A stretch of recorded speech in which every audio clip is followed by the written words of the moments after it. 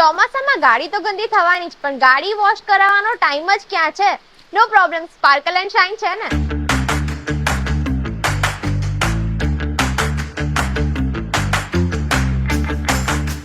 તમારે ફક્ત આપેલા નંબર પર કોલ કરવાનો છે અને તમારા ઘરે જ આવીને તમારા કારની ઇન્ટિરિયર થી લઈને એક્સટિરિયર વોશિંગ કરી આપવામાં આવશે.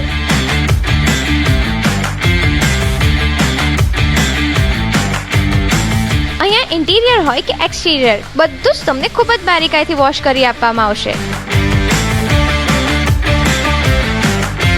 કાર વોશ કરતી વખતે અહીંયા ઓછામાં ઓછા પાણીનો વપરાશ કરવામાં આવે છે. અહીંયા તમારી ગાડી ફોર્મ વોશ પણ થઈ જશે.